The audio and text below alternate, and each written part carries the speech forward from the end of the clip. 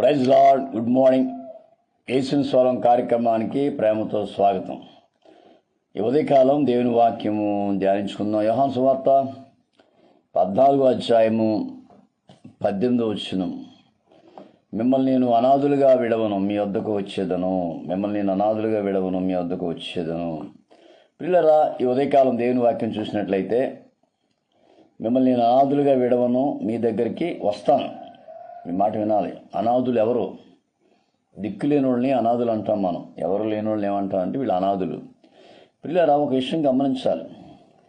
ఈ లోకంలో ఎంతమంది ఉన్నా ఎవరున్నా మనం అనాథులమే. ఎందుకంటే సహాయం చేసేవాళ్ళు లేకపోతే మనం అనాథులమే, దిక్కులేని వాళ్ళమే.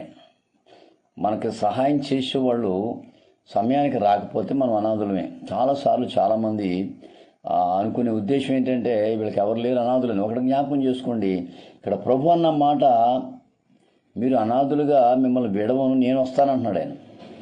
ఎవరు నిజమైన అనాథులో చెప్పనా? దేవుడు లేడనుకున్న వాళ్ళు అనాథులు, దేవుడు కృపలేని వాళ్ళు అనాథులు, దేవుని ఆశ్రయించలేని వాళ్ళందరూ అనాథులు. అంతేగాని మనుషులు కాదండి. మనుషులు విడిచినంత మాత్రాన మన అనాథులం కాదు. మనుషులు దూరం అయినంత మాత్రాన మన అనాథులం కాదు. దేవుడు విడిచిపెడితేనే మనం అనాథులం. అని చెప్తున్నాను, దేవుడు విడిచిపెడితే మన అనాథులం, కానీ మనుషులు విడిచిపెడితే అనాథులం కాదు. అందుకే ప్రభు అంటాడు, నేను వస్తున్నా మీ దగ్గరికి. మీరు అనాథులని 10 మంది మిమ్మల్ని అంటున్నారు, 10 మంది చులకనగా చూస్తున్నారు.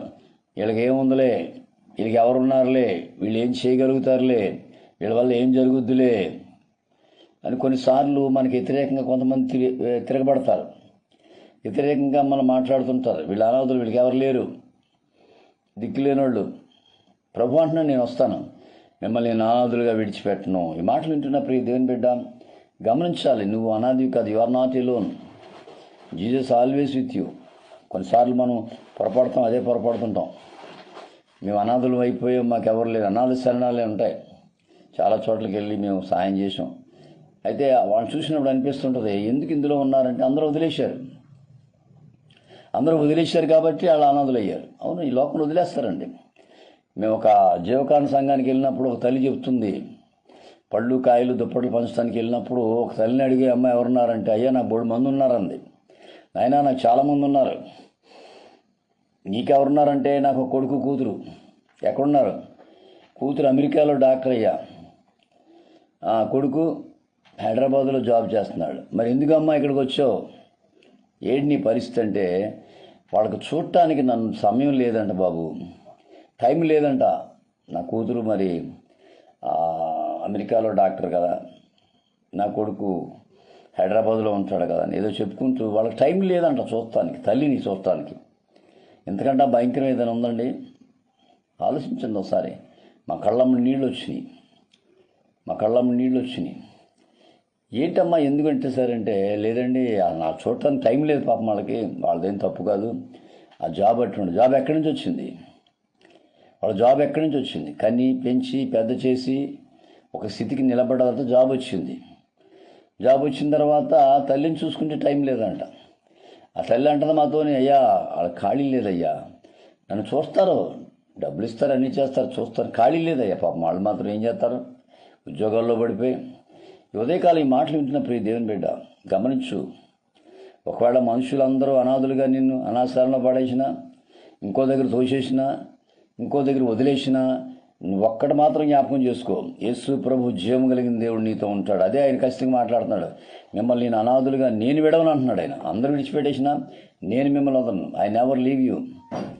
ఒకవేళ అందరూ విడిచిపెట్టేశారు, పర్వాలేదు, దిగులు పడొద్దు. అందరూ వదిలేశారు, కంగారు పడొద్దు. అందరూ దూరం అయిపోయారు, తొందరపడొద్దు.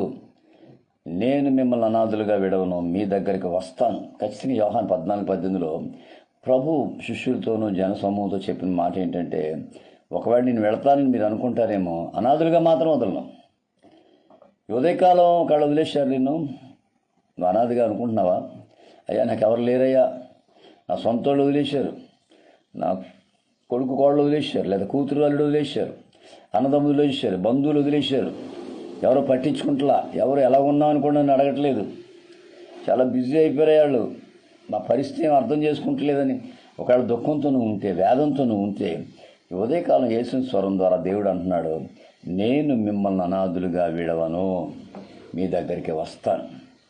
యోహాను 14:18 ప్రభు అన్నాడు, నేను మీ దగ్గరికి వస్తాను. ఈ ఉదయకాలం ఈ మాటలు వింటున్న ప్రియ దేవుని బిడ్డ, యేసుని కలిగి లేనివారు అనాథులు, యేసు కృప లేనివారు అనాథులు, యేసుతో సహవాసం చేయని వారు అనాథులే కానీ మనుషులు కాదండి, మనుషులు కాదు. ప్రియులారా గమనించాలి. విరిగి నలిగిన మనసుతో నువ్వు అడిగినప్పుడు ప్రభు అంటాడు, నీతో ఉన్నాను కదా, కంగారు పడొద్దు అంటాడు. ఆయన ఆగర్ను వదిలేశాడు. అబ్రహాం వదిలేసినప్పుడు ఆగరు ఏడుస్తూ అరణ్యంలో అంటుంది, నీ అనాథన అయిపోయాడు, నా కొడుకు అనాథ అయిపోయాడు, మా పరిస్థితి తాగడానికి నీళ్ళు కొడలేవి అడవిలో అని ఏడుస్తుంది ఆగరు.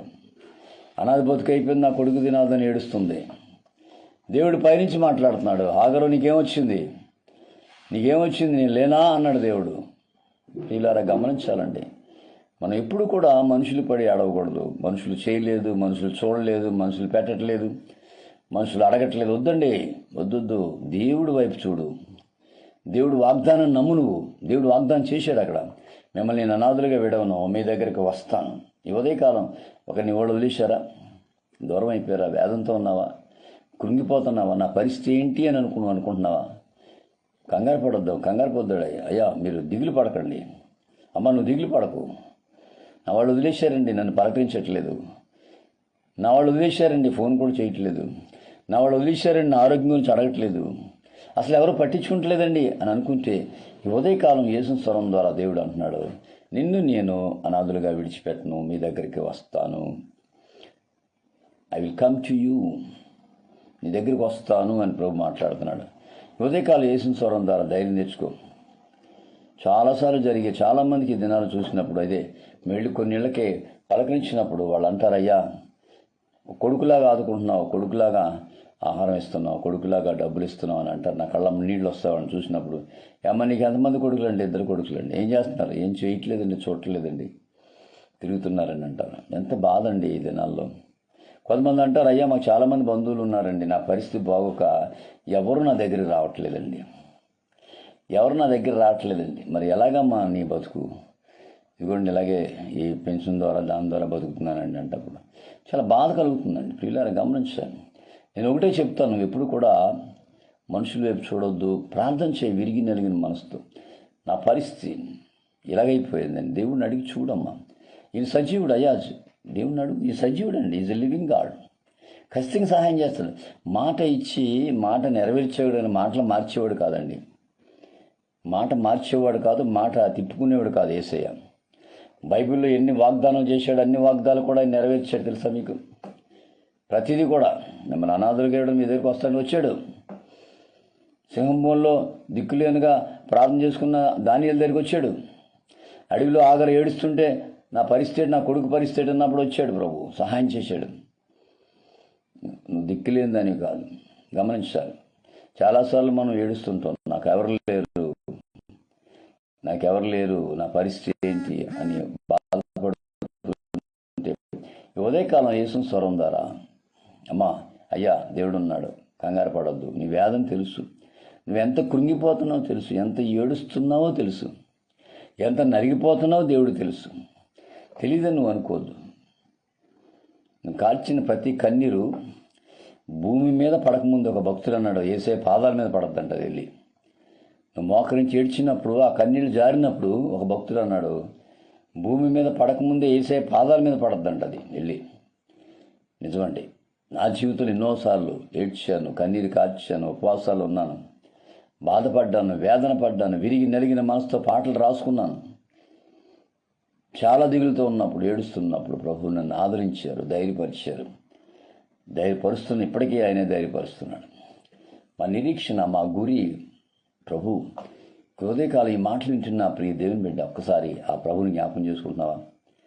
ఇప్పుడైనా మనసు మాకు మోకరించి, ప్రభు నిజమే నేను అనాదిగా అనుకుంటున్నాను కానీ నువ్వు ఉన్నావు కదా ప్రభు, నాతో ఉన్నావు కదా, నన్ను నడిపిస్తున్నావు కదా, నన్ను పోషిస్తున్నావు కదా, నన్ను ఆదరిస్తున్నావు కదా అని ధైర్యంగా ముందుకు సాగిపో. యేసు ప్రభు పిలిచిన వాళ్ళు ఎవరిని అనాథులుగా విడిచిపెట్టలేదు. ఎక్కడ బైబిల్లో విడిచిపెట్టినట్టు లేదు. ఆయన నమ్ముకున్న బిడ్డల్ని బైబిల్ కానీ బయట కానీ ఎక్కడ కానీ ప్రపంచంలో ఎక్కడ కూడా ఆయన నమ్ముకొని నిలబడ్డ వాళ్ళని ఎప్పుడు ఆయన విడిచిపెట్టలేదు, ఇక ముందు కూడా విడిచిపెట్టడు. Hebrews 13:5 విడవను ఎడబాయను అన్నాడు ఆయన.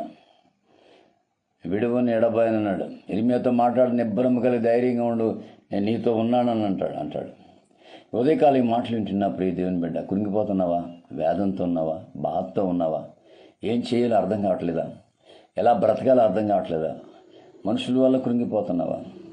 దిక్కులేనిదని అయిపోయావా? దిక్కులేనివాడు అయిపోయావా? ఒక్కడే ఉన్నావా? ఒంటరిగా ఉన్నావా? ఒంటరిగా ఉండి బాధపడుతున్నావా? ఉదయకాలం దేవుడు ఆత్మ నీతో చెప్తుంది, నువ్వు అనాదివి కాదు. యేసుప్రభు నీతో ఉన్నాడు. ఖచ్చితంగా నీతో మాట్లాడతాడు, నీకు సహాయం చేస్తాడు, నీ కన్నీరు తుడుస్తాడు. కాబట్టి అటువంటి గొప్ప విశ్వాసం కలిగి ముందుకు సాగిపో. అలా సాగిపోవడానికి పరిశుద్ధాత్మ దేవుడు నీకు సహాయం చేయను గాక. God bless you. మీ సహోదరుడు పాస్టర్ రమేష్ కుమార్, రాజమండ్రి. 9849864904. దేవుడిని సమృద్ధిగా దీవించి ఆశీర్వదించు.